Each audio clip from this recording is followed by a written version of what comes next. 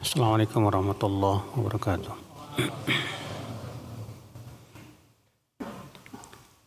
Innal hamdalillah nahmaduhu wa nasta'inuhu wa nastaghfiruh wa na'udzu billahi min shururi anfusina wa min sayyiati a'malina. Man yahdihillahu fala mudilla lahu wa man yudlil fala hadiya lahu. Wa asyhadu an la ilaha illallah wahdahu la syarika lahu wa asyhadu anna Muhammadan abduhu wa rasuluh. Qala Allah Ta'ala fi kitabihil karim, ya ayyuhalladzina amanu taqullaha haqqa tuqatih wa la tamutunna illa wa antum muslimun, amma ba'd. Kita lanjutkan ayol ikhwah, bab al-qira'ah khalfal imam, bab bacaan di belakang imam.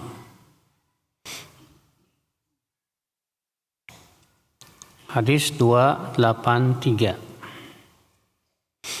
An Imran bin Husain radhiyallahu anhu maqal, shalla bina Rasulullah sallallahu alaihi wasallam salat adh-dhuhri awil asri. Faqala ayyukum qara'a khalfi sabbih isma rabbikal a'la.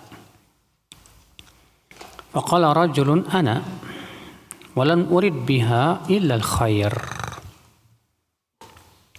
Qala qad alimtu anna ba'dakum khalajaniha. Dari Imran bin Husain, semoga Allah meridainya, ia berkata, Rasulullah SAW salat mengimami kami salat zuhur atau asar. Setelah salat beliau bersabda, siapa di antara kalian tadi yang di belakangku membaca sabbih isma rabbikal a'la, artinya dia mengeraskannya. Maka ada seorang laki-laki berkata, aku hai Rasulullah, dan aku tidak menginginkan kecuali kebaikan. Artinya niatku baik. Ya. Kalau qad alimtu, aku tahu. Ya anna ba'dakum, bahwasanya sebagian kalian qad khalajaniha. Ya telah khalaja yukhaliju, artinya melawanku dalam bacaan, menggangguku dalam bacaan. Sehingga akhirnya Rasulullah merasa terganggu dengan bacaan yang dikeraskan tersebut. Padahal itu salat zuhur, karena kan salat zuhur itu hendaknya apa? Disirkan. Ikhwatal Islam, saudaraku seiman, rahimani wa rahimakumullahu jami'an. Para ulama semua sepakat ya dalam bahwa dalam bacaan sholat wajib ya makmum membaca Al-Fatihah dalam orang yang sendirian maupun yang menjadi imam. Adapun yang menjadi makmum, maka terjadi ikhtilaf para ulama. Apakah makmum wajib baca Al-Fatihah baik sir maupun jahar?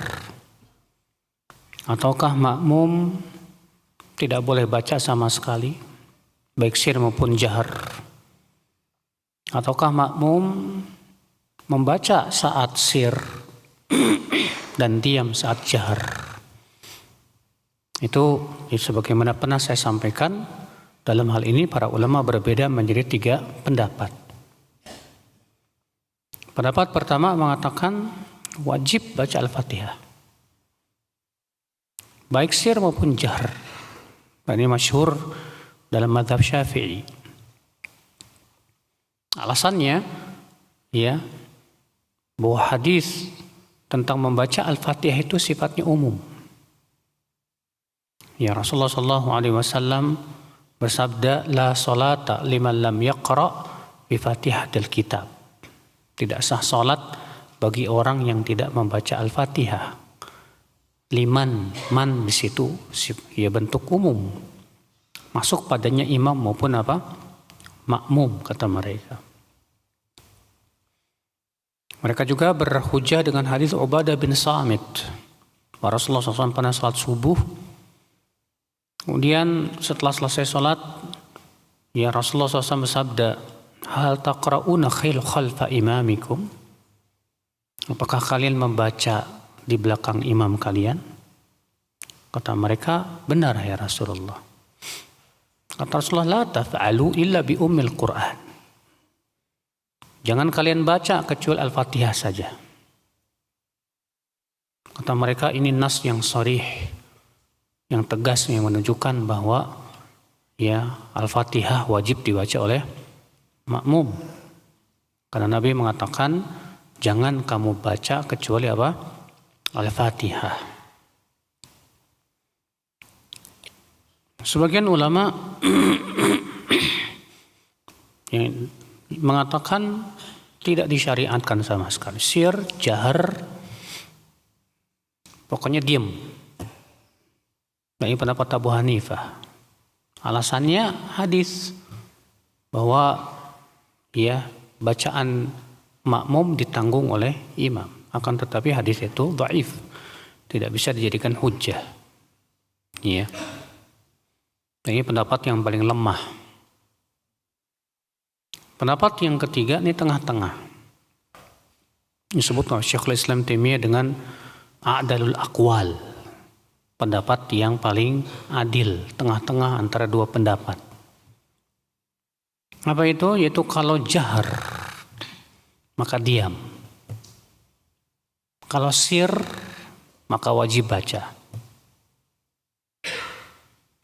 Mereka membawa hadis la salata liman lam yaqra bi Fatihatil Kitab. Tidak sah salat bagi mereka yang membaca Al-Fatihah. Itu khusus saat salat sir saja. Adapun kalau saat jahar, maka yang berlaku adalah Al-Quran, firman Allah, wa idza quri'al Qur'anu fastami'u lahu wa ansitu. Apabila dibacakan Al-Quran, maka ya dengarkan dan diam. Dengarkan dan diam. Kata Imam Ahmad, seluruh ulama sepakat bahwa ayat ini turun mengenai bacaan di belakang imam. Iya. Itu menunjukkan bahwa makmum kalau dibacakan padanya Al-Quran berarti dikeraskan dong kalau dibacakan. Kewajiban mereka apa? Istami'u, dengarkan. Wa ansitu, dan diam. Iya. Sehingga mereka mengatakan bahwa kewajiban membaca Al-Fatihah itu hadisnya umum. Dan disuruh diam dalam sholat jahriyah itu khusus. Sehingga yang umum kalau bertemu dengan yang khusus, maka dibawa kepada yang apa? Yang khusus. Tapi dibantah oleh mereka yang mewajibkan, Pak. Enggak, kebalikan. Justru kata mereka ayat itu umum. Apabila dibacakan Al-Quran, maka dengarkan dan diam, kecuali Al-Fatihah. Lihat, Pak. Ya, jadi masing-masing yang ini menganggap bahwa yang umum yang ini, kemudian dikhususkan oleh hadis ini. Yang ini beda lagi. Subhanallah, ya. Demikian memang pemahaman itu bisa berbeda-beda. Akhul Islam, para ulama dalam hal ini, ya. Dan ini masalah ijtihadiyah. Ya. Ikhwata Islam, saudaraku seiman. Ada perkataan Syekhul Islam yang sangat bagus sekali. Dan ana memandang ini yang lebih kuat yang ana condong kepadanya. Bahwa kata beliau, membaca Al-Fatihah memang wajib. Namun ada beberapa keadaan yang dikhususkan oleh dalil lain. Ya, di mana dalil itu menunjukkan tidak wajib baca Al-Fatihah saat itu. Yang pertama, orang yang mendapatkan imam dalam keadaan ruku. Orang yang mendapatkan imam dalam keadaan apa? Ruku. Atas pendapat yang sahih, yang rajih dan pendapat jumhur, bahwa ia dapat 1 rakaat. Ia dapat apa? 1 rakaat. Iya. Kata beliau, "Anna man adraka al-imam raki'an fakabbar wa dakhala ma'ahu qabla raf'ihi min ar-ruku' faqad adraka ar-rak'ah bi ijma'i ahli al-'ilm." Kama ja'a fi hadits Abi Bakrah. Siapa yang mendapatkan imam dalam keadaan sedang ruku, lalu ia bertakbir dan masuk ruku. Dalam keadaan imam masih ruku, maka ia telah mendapatkan satu rakaat dengan kesepakatan ahli ilmu, sebagaimana ditunjukkan oleh hadis Abu Bakrah.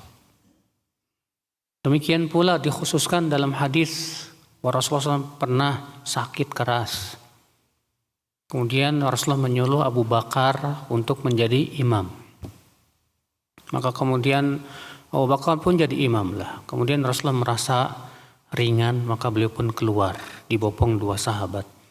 Lalu duduklah di sebelah kirinya Abu Bakar. Dan ternyata Rasulullah SAW tidak mengulangi bacaan Al-Fatihah. Beliau melanjutkan. Beliau apa? Melanjutkan yang dibaca oleh Abu Bakar. Berarti itu menunjukkan tidak wajib. Iya. Yang ketiga, dalam keadaan lupa atau tidak tahu, maka pada waktu itu diberikan udzur. Ini di pengkhususan juga. Maka kata beliau, fa idza khussa min dzalika halul masbuq. Kalau dalam keadaan masbuk orang dapat rukuknya imam, enggak wajib baca Al-Fatihah. Demikian pula ketika imam yang pertama datang, demikian pula ketika dalam keadaan tidak tahu atau lupa. Semua ini mengkhususkan, kata beliau, kewajiban baca Al-Fatihah. Maka kata beliau, demikian pula ini, mendengarkan bacaan imam termasuk udzur untuk tidak baca Al-Fatihah. Sebab, walau kanat qiraatul Fatihah fardhan al-ma'mum, kalaulah membaca Al-Fatihah itu wajib atas makmum, mutlaqan secara mutlak, lam tasqut bisabqin wala jahlin, tentu tidak akan gugur dalam keadaan masbuk ataupun dalam keadaan tidak tahu, karena itu hukumnya wajib. Kama annal a'rabi al-musi' fi salatihi, sebagaimana Rasulullah mengajarkan orang Arab Baduy yang sholatnya enggak becus, yang sudah kita bacakan hadisnya sebelumnya. Maka Nabi SAW sabda, irji fasalli fa innaka lam tusalli. Balik lagi kamu sholat, kamu belum apa? Sholat. Wa amara alladhi shalla khalfa as-saff wahdahu an yu'ida as-shalah. Dan menyuruh orang yang sholat saf sendirian di belakang saf untuk mengulangi apa? Sholatnya. Itu semua menunjukkan, kata beliau, berarti apa? Mendengarkan bacaan imam termasuk udzur untuk tidak baca Al-Fatihah. Mereka juga berhujah dengan hadis Abu Hurairah, bahwasanya Rasulullah SAW pernah membaca sholat dalam sholat jahriyah. Lalu kemudian Rasulullah sabda, hal qara'a ma'i ahadun minkum anifan? Apakah salah seorang dari kalian tadi ada yang membaca bersamaku tadi? Lalu ada orang laki-laki berkata, betul ya Rasulullah. Kata Rasulullah, inni aqulu mali unaza'ul Qur'an. Maka aku katakan kepada kalian, kenapa kalian melawan bacaanku? Apa kata Imam Az-Zuhri? Fantahan nas anil qira'ah ma'a Rasulullah SAW fima jahara fihi Nabi SAW bil qira'ah minas salawat hina sami'u dzalika min Rasulillah sallallahu alaihi wasallam. Maka orang-orang pun berhentilah untuk membaca bersama Rasulullah SAW dalam salat jahriyah. Dalam salat apa? Jahriyah. Dan Imam Az-Zuhri seorang ulama yang sangat alim dan paling alim di zamannya. Dia memastikan bahwa para sahabat tidak membaca di belakang Nabi di salat jahriyah. Akhwatul Islam, saudaraku seiman. Adapun mereka yang berhujah dengan hadis Ubadah bin Samit yang mengatakan jangan kalian baca kecuali Al-Fatihah. Kata Syekhul Islam Taimiyah, bahwa hadis itu dhaif. Kenapa demikian? Karena kebanyakan perawi meriwayatkan dari Az-Zuhri dengan lafaz la salata liman lam yaqra' bi Fatihatil Kitab, dan bahwasanya itu yang mahfuz. Ya, wallahu a'lam. Itu yang saya condong kepadanya dalam hal ini akhul Islam, ya. Akan tetapi tentunya sekali lagi ya, ini masalah apa? Ijtihadiyah. Kalau antum lebih merajihkan pendapat Imam Syafi'i, silahkan. Ya. Dan antum yang merajihkan pendapat Imam Syafi'i tidak boleh mengingkari orang yang merajihkan pendapat apa? Madhab Hambali. Sebatas antum berdialog untuk mencari mana yang paling kuat, silahkan. Tapi untuk menyalahkan atau membid'ahkan atau menganggap ya pelakunya sesat dan yang lainnya, jelas ini akhi tidak pernah dilakukan oleh salafus saleh. Hatta para ulama yang berbeda pendapat pun juga tidak ada yang seperti itu akhul Islam. Ya. Makanya Syekhul Islam Ibn Taimiyah rahimahullah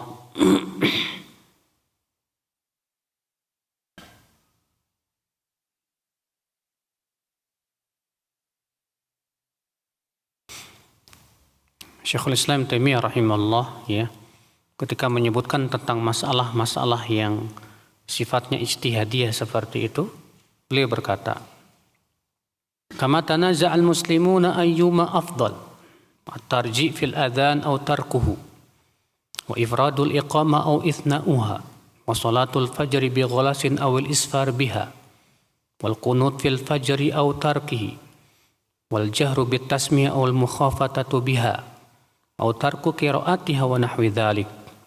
فهذه مسائل الاجتهاد التي تنازع فيها السلف والأئمة فكل منهم أقر الآخر على اجتهاده من كان فيها أصاب الحق فله أجران ومن كان قد اجتهد فأخطأ فله أجر وخطأه مغفور له فمن ترجح عنده تقليد الشافعي لم ينكر على من ترجح عنده تقليد مالك ومن ترجح عنده تقليد أحمد لم ينكر على من ترجح عنده تقليد الشافعي ونحو ذلك.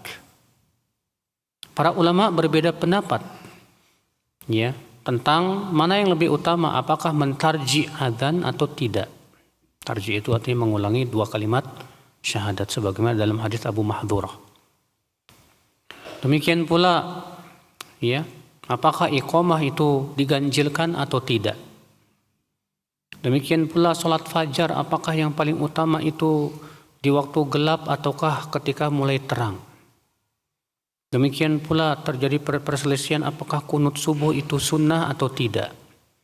Demikian pula apakah bacaan bismillah dikeraskan atau tidak. Dan yang lainnya. Semua ini masalah-masalah ijtihadiyah kata beliau. Yang salafus saleh dan para ulama berselisih. Dan masing-masing mereka menghormati ijtihad yang lainnya. Maka siapa yang sesuai dengan kebenaran, ia dapat 2 pahala. Dan siapa yang ia jatuh kepada kesalahan, maka ia mendapatkan 1 pahala dan kesalahannya dimaafkan. Dan siapa yang merajihkan pendapat Imam Syafi'i, tidak boleh ia merajihkan orang yang tidak boleh ia mengingkari orang yang merajihkan pendapat Malik. Dan siapa yang merajihkan pendapat Ahmad, tidak boleh ia mengingkari orang yang merajihkan pendapat Imam Asy-Syafi'i. Ya, ini adab yang harus kita pahami akhwal Islam. Yang ada di masyarakat terkadang Pak masalah-masalah kayak gini yang diributin justru. Ya. Ente kalau nggak baca Al-Fatihah di belakang imam, ya. Kalau ente nggak kunut subuh, wah ente Wahabi dan yang lainnya, wah ini yang tentunya banyak orang tidak paham bahwa itu justru masalah-masalah ijtihadiyah yang tidak perlu kita saling memaksakan pendapat padanya.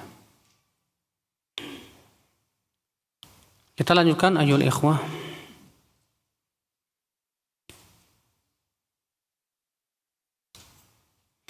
Bab at-tahmid wa ta'min.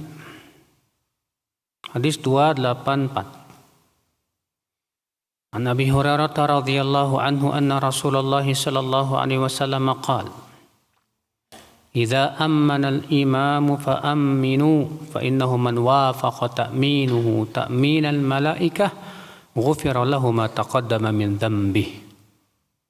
Qala Ibnu Syihab wa kana Rasulullah sallallahu alaihi wasallam yaqulu amin. Dari Abu Hurairah semoga Allah meridainya bahwasanya Rasulullah SAW bersabda, apabila imam mengucapkan amin, maka ucapkan oleh kalian apa? Amin. Maka siapa yang ucapan aminnya ya sesuai bersamaan dengan ucapan amin para malaikat, akan diampunilah dosa-dosanya yang telah lalu. Berkata Ibnu Syihab adalah Rasulullah SAW mengucapkan amin. Ya. Hadis ini akal Islam menunjukkan yaitu keutamaan membaca amin. Bahwasanya siapa yang bacaan aminnya sesuai dengan ucapan malaikat, maka diampuni dosa-dosa yang telah lalu. Iya. Sekarang pertanyaannya gimana, Pak? Supaya ucapan amin kita itu sesuai dengan ucapan malaikat. Karena masalahnya mereka kan gaib. Mereka apa? Gaib. Kita nggak bisa, nggak tahu. Caranya gampang. Gimana? Ikuti sunnah Rasul. Tidak mungkin malaikat berbuat bid'ah. Ya, ikuti syariat Rasulullah sallallahu alaihi wasallam. Itu kata Rasulullah, idza ammanal imam, apabila imam mengucapkan amin, maka aminkan pula oleh kalian. Kata Syekh Albani rahimahullah, jangan dahului imam dalam ucapan apa? Biarkan imam mengucapkan a terlebih dahulu, baru kemudian kita ikuti dengan a. Iya. Amin secara ilmu tajwid, a itu 2 ketuk dan min itu bisa sampai 6 ketuk. Ya, amin begitu. Nah, itu akal Islam. Maka kalau kita baca itu insya Allah ya sesuai dengan ucapan aminnya para malaikat biidznillah. Hadis ini menunjukkan akal Islam, saudaraku seiman, bahwa imam dan makmum sama-sama mengucapkan amin. Memang ada sebagian ulama ada yang berpendapat biarkan imam dulu mengucapkan amin, baru makmum setelah itu. Iya, akan tetapi ini pendapat yang tidak tepat. Kenapa? Karena kalau imam duluan amin baru makmum, siapa dong yang sesuai dengan malaikat? Iya. Sementara Rasulullah mengatakan siapa yang ucapan aminnya sesuai dengan ucapan aminnya malaikat, akan diampuni dosa yang telah lalu. Berarti itu menunjukkan bahwa imam dan makmum itu sama-sama apa? Ya, mengucapkan amin. Namun terjadi ikhtilaf para ulama. Apakah mengucapkan amin itu dikeraskan atau tidak? Pendapat jumhur dan pendapat yang sahih dan ditunjukkan oleh riwayat-riwayat yang banyak bahwa imam dan makmum mengeraskannya. Demikian dalam hadis Rasulullah mengucapkan amin madda bihi sautahu. Beliau panjangkan apa? Suaranya, beliau keraskan. Dalam satu riwayat disebutkan para sahabat mengucapkan amin sampai ya masjid itu irtajja, ya bergetar. Amin. Iya. Kalau mazhab Hanafiyah mengatakan tidak boleh. Pernah ada teman kita pergi ke Afghanistan, Pak. Ya, pas imamnya waladhdallin. Biasa di Indonesia kan keras ya. Amin. Cuma dia sendirian. Loh, yang lain nggak ada yang baca. Karena di sana memang mazhabnya Hanafi. Jadi mereka tidak mengeraskan bacaan apa? Amin. Iya. Akan tetapi pendapat yang sahih yang ditunjukkan oleh riwayat-riwayat yang sahih bahwa ucapan amin itu hendaknya apa? Dikeraskan. Iya.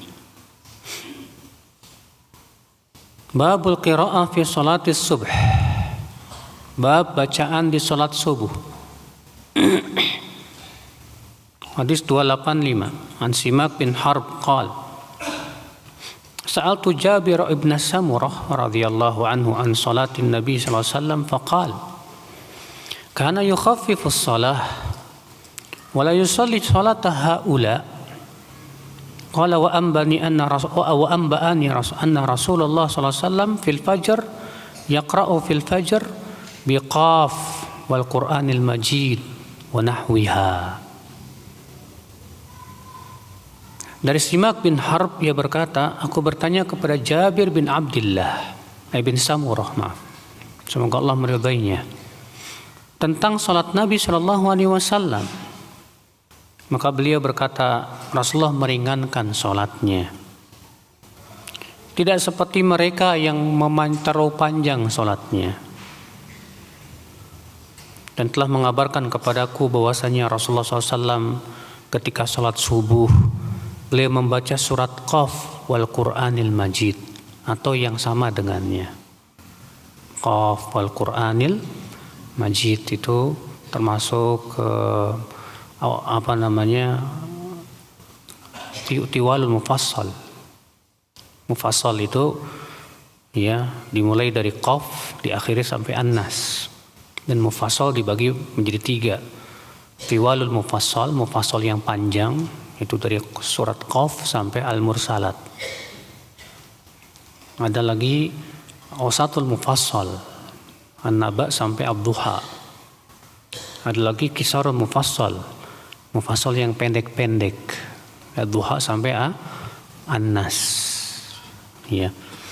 Berarti Nabi SAW kalau sholat fajar biasa membaca yang Tiwal Mufassal, mufassal yang panjang seperti surat Qaf dan yang lainnya. Iya.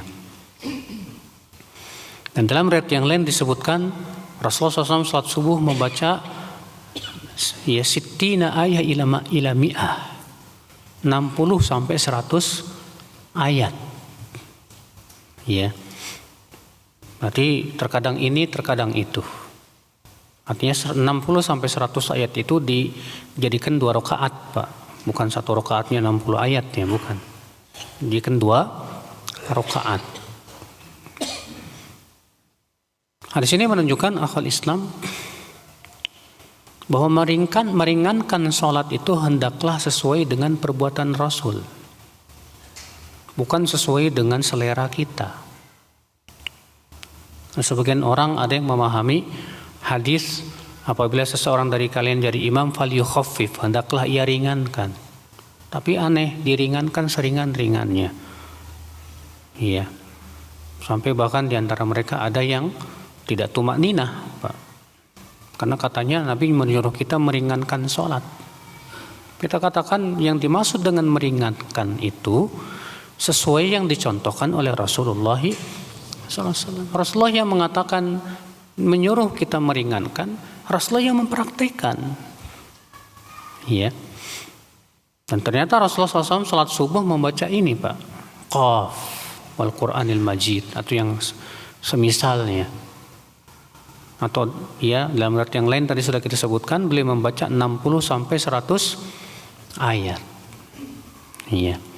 Tapi akhi ya, di masyarakat kita ini dianggap panjang banget, Mas. Kebanyakan masyarakat kita itu salat subuh bacanya paling panjang wadduha. Iya. Paling panjang wadduha. Saya pernah baca salat subuh di suatu kampung karena saya disuruh imam. Saya baca Al-Ghasyiyah. Ya, kemudian rakaat keduanya Wasyamsi. Itu pun masih diprotes, Mas. Saat kepanjangan katanya. Ya, subhanallah. Rasulullah SAW membaca 60 sampai 100 ayat, akhi. Tapi nggak apa-apa kalau nggak biasa ya udah. Sedikit demi sedikit. Perlu dirubah kebiasaan yang tidak baik itu ya. Kita berusaha supaya sesuai dengan sunnah Rasulullah SAW.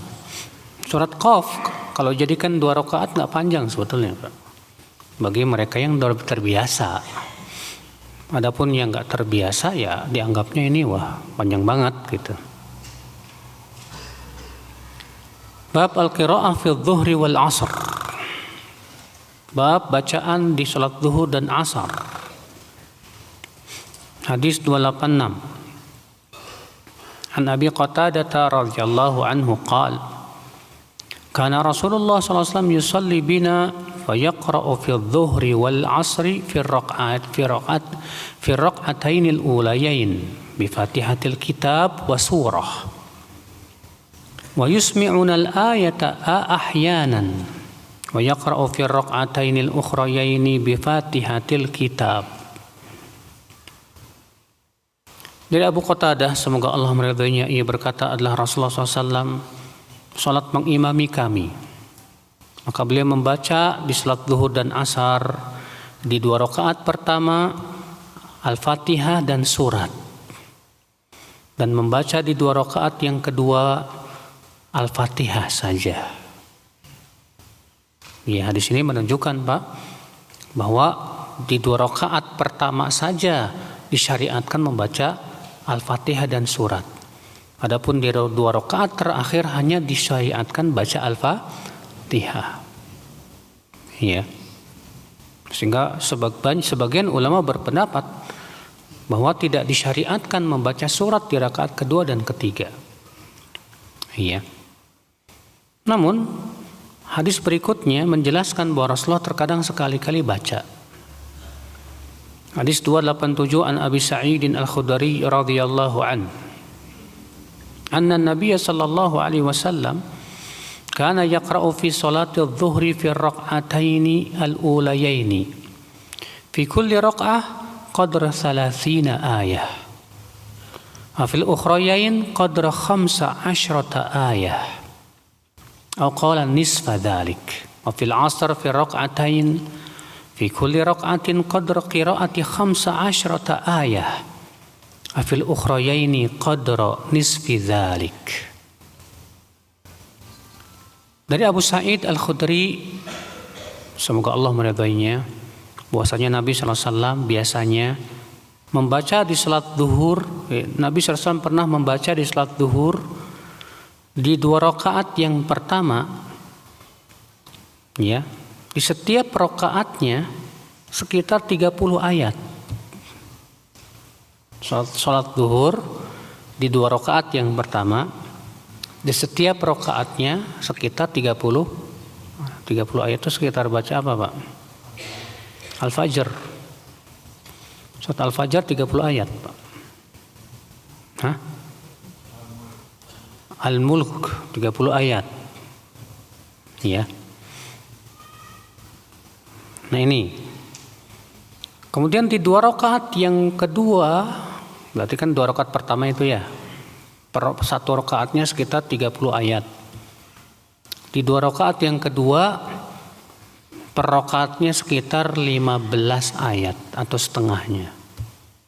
Berarti di situ Rasulullah membaca tidak di rakaat ketiga dan keempat. Iya, baca di sini. Adapun di salat asar, maka di rakaat yang di 2 rakaat pertama, di setiap rakaatnya membaca sekitar 15 ayat. Dan di 2 rakaat terakhir setiap rakaatnya setengah dari itu, sekitar 7 ayat. Ya. Hadis ini seakan bertabrakan dengan hadis sebelumnya. Karena hadis sebelumnya mengatakan bahwa Rasulullah SAW kebiasaannya membaca Al-Fatihah dan surat itu hanya di 2 rakaat pertama, Pak.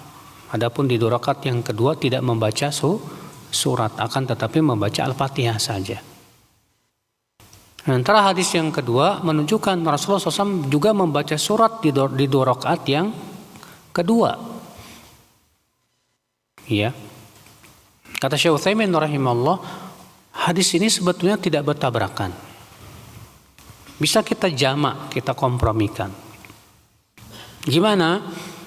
bahwa kebiasaan Rasulullah biasanya kebanyakan sholat beliau hanya membaca surat itu di 2 rakaat yang pertama saja.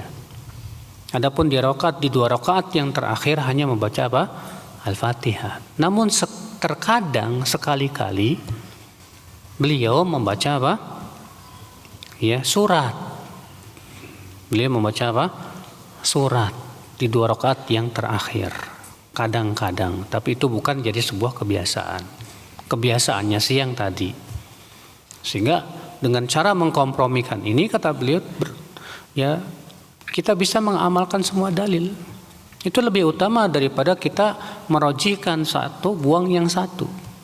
Seperti yang dilakukan sebagian ulama yang lebih merojikan hadis Abu Qatadah daripada hadis Abu Sa'id Al-Khudri. Sehingga konsekuensinya kalau tarjih itu apa, Pak? Konsekuensinya ambil satu, buang satu. Iya. Padahal kita kan seharusnya mengamalkan semua dalil. Selama masih bisa kita kompromikan. Karena itu artinya kita mengamalkan semua apa? Dalil. Wallahu a'lam. Di sini menunjukkan akal Islam bahwa sholat zuhur lumayan panjang ternyata, Pak. Iya. Sebutkan dalam hadis Abu Sa'id Al-Khudri itu, ya, bahwa rakaat pertama membaca sekitar 30 ayat. Rakaat kedua juga sekitar membaca apa? 30 ayat. Lumayan itu, panjang. Iya. Nah, ini akal Islam. Bab fil qiraah fi salatil maghrib.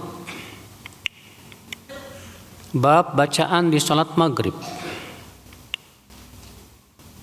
Hadis 288 an Ibnu Abbas radhiyallahu anhuma qala inna Ummul Fadl bint al-Harith sami'at wa huwa yaqra wal mursalati urfa faqalat ya bunay laqad zakkartani biqira'atika hadhihi as-surah innaha la akhiru ma sami'tu Rasulullah sallallahu alaihi wasallam yaqra'u biha fil maghrib. Dari Ibnu Abbas, semoga Allah meridainya, bahwa Ummul Fadl bintul Harith mendengar Ibnu Abbas membaca wal mursalati urfa di salat maghrib. Dijadikan 2 rakaat. Maka Ummul Fadl berkata, hai anakku, kamu sudah mengingatkan aku saat kamu baca surat ini. Sungguh ia adalah yang terakhir aku dengar dari Rasulullah SAW. Beliau membacanya di salat maghrib. Beliau membacanya di salat maghrib. Berarti di salat maghrib, Pak, Rasulullah SAW, karena ada beberapa riwayat. Satu riwayat menyebutkan Rasulullah SAW dia biasanya membaca Qisarul Mufassal, mufassal yang pendek-pendek. Satu riwayat dalam hadis ini mengatakan Rasulullah pernah membaca wal mursalati urfa, dijadikan 2 rakaat. Dalam hadis Jubair bin Mut'im, Rasulullah pernah membaca dalam salat maghrib wat-tur wa kitabi mastur, dijadikan 2 rakaat. Dan satu riwayat yang lain Rasulullah pernah membaca surat Al-A'raf, ya, di salat maghrib, jadikan 2 rakaat. Surat Al-A'raf, tahu kan? Panjang itu, Pak. Iya. Kalau kita amalin bubar semua, Pak. Iya. Berarti untuk sholat maghrib sunnahnya terkadang pendek, terkadang tengah-tengah, terkadang apa? Panjang. Iya. Cuma masalahnya untuk mengamalkan yang panjang ini yang agak sulit di zaman sekarang ini, Pak. Iya. Bab al-qira'ah fil isya al-akhirah. Bab bacaan di salat Isya. Hadis 289. An Jabir radhiyallahu anhu qala kana Mu'adz yusalli ma'an Nabi sallallahu alaihi wasallam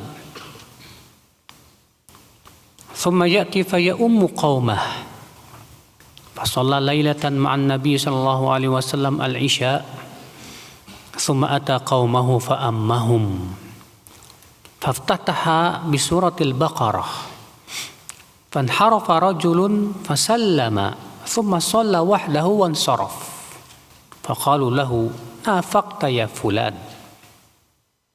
قال لا والله ولآتين رسول الله صلى الله عليه وسلم فلأخبرنه فأتى رسول الله صلى الله عليه وسلم فقال يا رسول الله إنا أصحابنا واضح نعمل بالنهار وإن معاذا صلى معك العشاء ثم أتى فافتتح بسورة الفاتحة في سورة البقرة فأقبل رسول الله صلى الله عليه وسلم على معاذ فقال يا معاذ أفتان أنت اقرأ بكذا واقرأ بكذا قال سفيان قلت لعمر إن أبا الزبير حدثنا عن جابر أنه قال اقرأ والشمس وضحاها والضحى والليل إذا يغشى وسبح اسم ربك الأعلى ya نحو هذا Amr نحو هذا. Dari Jabir semoga Allah meridainya, ia berkata, adalah Mu'adz bin Jabal kebiasaannya sholat bersama Nabi Shallallahu Alaihi Wasallam. Kemudian pulang ke kaumnya dan menjadi imam mereka. Artinya beliau kebiasaannya dia sholat bersama Rasulullah, sholat Isya. Pulang ke kaumnya, lalu beliau jadi imam. Tentunya niatnya Mu'adz adalah sholat sunnah. Dan untuk kaumnya sholat apa? Wajib. Suatu malam Mu'adz seperti biasa sholat Isya bersama Nabi Shallallahu Alaihi Wasallam. Kemudian beliau pun pulanglah ke kaumnya dan mengimami mereka lalu membaca surat Al-Baqarah. Maka seorang makmum keluar, ya, dia salam dulu, baru kemudian apa? Keluar. Kemudian dia sholat sendirian. Setelah itu dia pulang. Rupanya orang-orang berkata kepada orang ini, kamu sudah jadi orang munafik kayak fulan. Maka orang ini berkata, tidak, demi Allah, aku akan mendatangi Rasulullah SAW dan aku akan kabarkan beliau tentang masalah ini. Maka ia pun datanglah kepada Rasulullah Sallallahu Alaihi Wasallam. Dalam satu riwayat yang lain, saat itu Mu'adz bin Jabal sedang ada di sisi Rasulullah. Maka ia berkata, wahai Rasulullah, inna ashabuna wadih. Kami ini, ya, ashabuna wadih, pemilik unta. Kami bekerjanya di siang hari, hai Rasulullah. Ya, baru pulang malam maksudnya. Dan Mu'adz sholat, ya, bersamamu sholat Isya. Kemudian ia sholat mengimami kaumnya membaca surat Al-Baqarah. Maka Rasulullah SAW pun kemudian menghadap ke Mu'adz dan berkata, hai Mu'adz, afattanun anta? Apakah kamu ini jadi tukang fitnah, hai Mu'adz? Baca ini dan itu. Aku berkata kepada Sufyan berkata, aku berkata kepada Amr, sesungguhnya Abu Zubair menceritakan kepada kami dari Jabir bahwa ia berkata, baca surat wasyamsi waduhaha, atau wadduha, atau walaili idza yaghsha, atau sabbih isma rabbikal a'la, atau yang sama dengan itu. Di sini kita ambil faedah akhi yang pertama, bolehnya imam dan makmum berbeda niat. Bolehnya imam dan makmum berbeda apa? Niat. Di mana imam niatnya sunnah, makmum niatnya apa? Wajib. Buktinya di sini Mu'adz bin Jabal sholat Isya bersama Rasulullah SAW dulu, berarti wajib itu ya. Pulang ke kaumnya, ia jadi imam untuk kaumnya. Berarti apa? Sunnah. Sedangkan kaumnya apa? Wajib.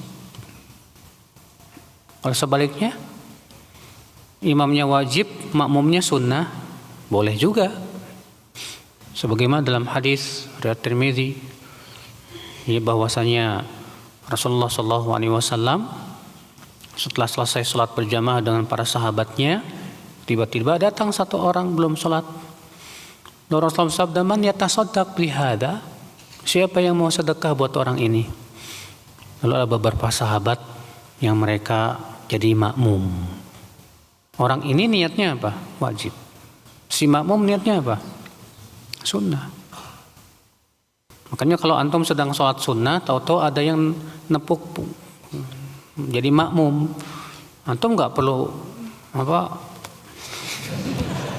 nggak perlu jalan terus, iya.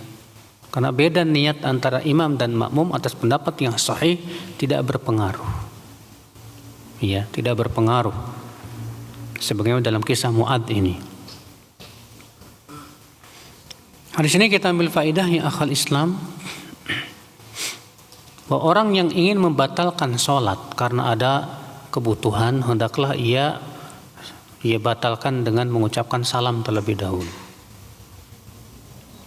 Jadi antum lagi sholat nih, sholat sunnah misalnya, terus ada sesuatu antum mau batalkan, salam dulu, assalamualaikum, mudah batal. Karena orang ini disebutkan dalam hadis ini, fanharafa rajulun fasallam. Maka orang ini pun keluar salam terlebih dahulu. Kemudian dia sholat sendiri, baru kemudian apa? Pulang dia. Iya. Sebagaimana halnya Rasul bersabda bahwa tahrimuhat takbir wa tahliluhat taslim. Yang mengharamkannya adalah ucapan takbir dan yang menghalalkannya adalah ucapan apa? Salam. Di sini kita ambil faedah akal Islam bahwa para sahabat Pak menuduh orang yang tidak ikut salat berjamaah itu munafik. Ya. Para sahabat itu mereka mencurigai orang yang tidak ikut salat berjamaah itu apa? Munafik. Karena orang ini keluar salat sendiri pulang. Apa kata mereka? Kamu jadi orang munafik. Makanya Abdullah bin Mas'ud ketika menyebutkan tentang ya perintah untuk sholat berjamaah, ya kata beliau apa? Walaqad ra'aituna wa ma yata'akharu anha illa munafiqun ma'lumun nifaq. Sungguh aku melihat kami di zaman Rasulullah SAW tidak ada seorang pun yang absen dari sholat berjamaah kecuali ia munafik yang jelas kemunafikannya. Itu menunjukkan ya di zaman sahabat itu ya kalau ada orang yang suka absen sholat berjamaah, nggak ikut sholat berjamaah itu langsung dicurigai itu Pak, ini munafik jangan-jangan ini. Iya. Gimana zaman sekarang ya Mas ya? Yang males banget mau sholat berjamaah. Ya Allahul musta'an. Hadis ini juga menunjukkan haramnya akhi memfitnah manusia dengan cara membaca surat yang panjang-panjang. Akhirnya mereka bikin lari. Iya.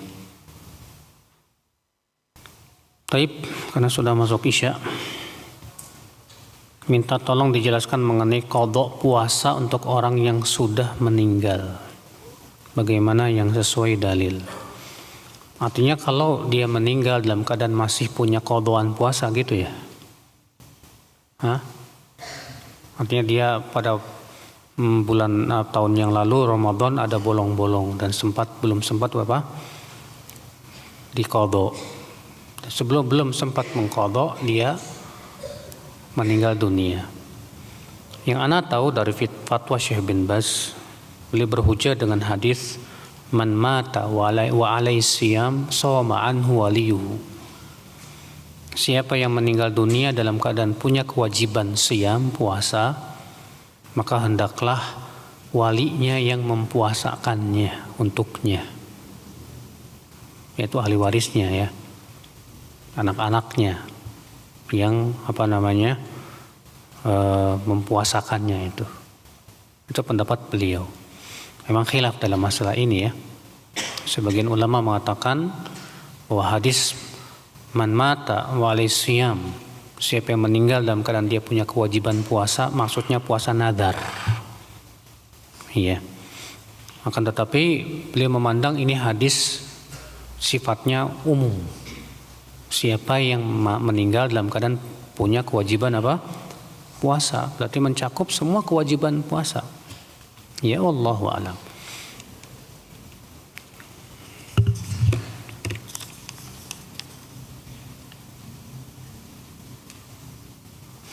Apakah benar anak kecil tidak boleh berada di saf depan saat sholat berjamaah?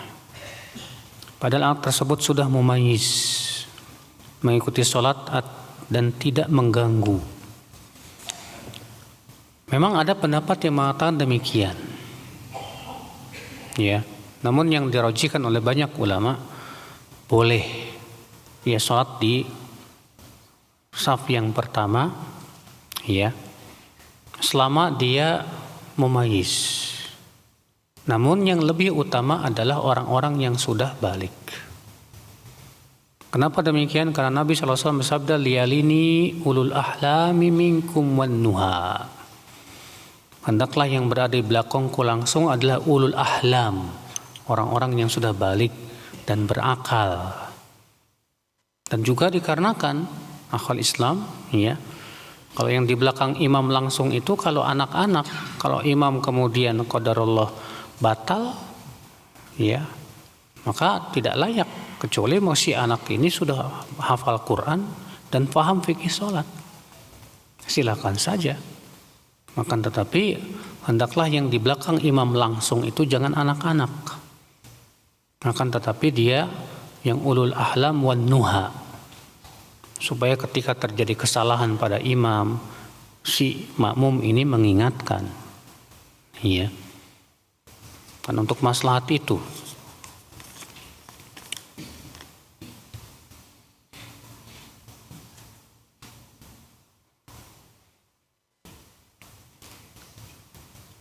Yang Rasulullah SAW, apakah yang dilakukan oleh Rasulullah SAW ketika mengerjakan sholat sunnah qobliyah atau ba'diyah?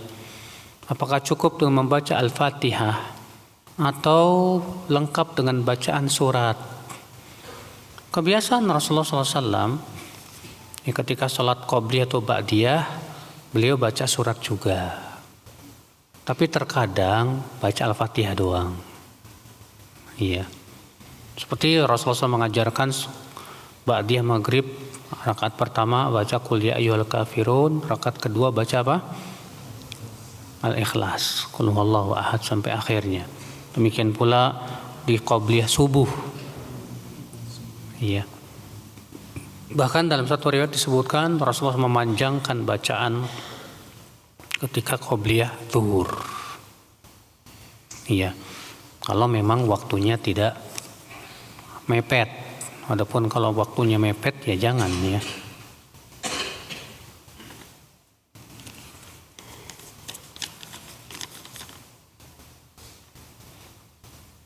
Bagaimana dengan hadis tidak ada wudhu tanpa basmalah? Saya pernah mendengar hadis tersebut. Lalu apakah boleh berwudhu di kamar mandi setelah mandi? Ataupun buang air sementara tidak boleh mengucapkan lafaz Allah di kamar mandi? Karena membaca, kata Syekh bin Baz ditanya tentang masalah ini, karena membaca bismillah itu sebuah keharusan, maka pada waktu itu boleh dibaca saat di kamar mandi. Ya.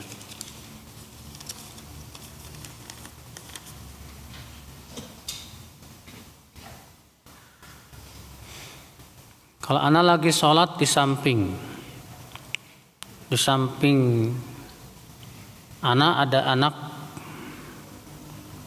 kalau anak lagi sholat di samping anak-anak menangis, tindakan apa menurut sunnah? Kalau antum mau gendong silahkan. Karena Rasulullah pernah sholat dalam keadaan menggendong siapa? Umamah. Iya. Namun pernah Rasulullah SAW sholat subuh, niatnya mau beliau panjangkan, terdengar suara tangisan di belakang anak kecil. Akhirnya Rasulullah nggak jadi memanjangkannya, beliau meringankannya. Ya takut menyusahkan ibunya. Maka dari itu akhi, buat antum, kalau tahu anak antum bakalan mengganggu, lebih baik nggak usah dibawa. Ya, apalagi kalau anak antum belum mumayyiz, masih umur 2 tahun, belum paham apa-apa, yang sholatnya aja nggak sah. Ya, belum sah anak seperti itu untuk sholat. Kalau antum tahu anak antum bakalan ganggu, jangan sampai antum mementingkan, saya kan mau ngajarin anak, tapi gara-gara perbuatan antum, semua yang di masjid keganggu. Masa kepentingan pribadi mau mengalahkan kepentingan umum, gimana ini? Iya.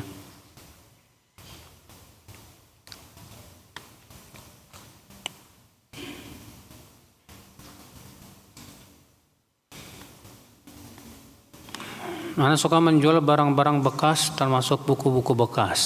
Boleh enggak kalau di dalam buku tersebut tercampur dengan mushaf yang sudah rusak, tidak terpakai, yang ikut terjual? Nah ini jadi masalah, Mas. Kalau sudah rusak, kemudian Al-Quran yang enggak utuh gimana? Iya. Bacaan Al-Quran yang enggak utuh, orang mau baca gimana?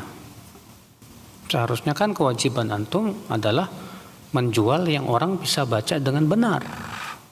Adapun kemudian antum baca yang udah rusak, ayat ini halamannya loncat ke ada yang hilang dan yang lainnya, ini malah mudarat, Pak. Iya. Kalau imam sholatnya cepet banget, boleh nggak saya sholat di rumah? Cari masjid lain aja. Cari masjid lain aja, Pak. Tapi kalau nggak ada masjid lagi yang lain, ya udah sholat di rumah. Gak masalah, karena termasuk uzur. Kecuali kalau antum bisa besok-besok antum yang langsung jadi imam. Ya, nggak usah dia yang menjadi imam, antum langsung maju aja cuek. Iya.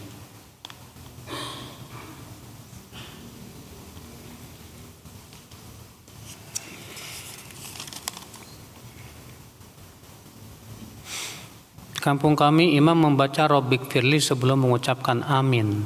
Nggak ada dalilnya, Pak. Kalau ada, pasal Rasulullah yang pertama kali mengajarkannya, Pak. Pasti para sahabat yang mengamalkannya, Pak. Ya, yang ada dalam dalil-dalil, idza ammanal imam fa aminu. Ya, dan Rasulullah apabila mengucapkan waladdallin, beliau mengucapkan apa? Amin. Selama saya mempelajari riwayat-riwayat yang hadis yang sahih tentang ini, saya belum dapat adanya tambahan ucapan apa? Rabbik firli. Amin. Ya. Demikian, subhanakallah bihamdik, asyhadu an la ilaha illa anta astaghfiruka wa atubu ilaik. Assalamualaikum warahmatullahi wabarakatuh.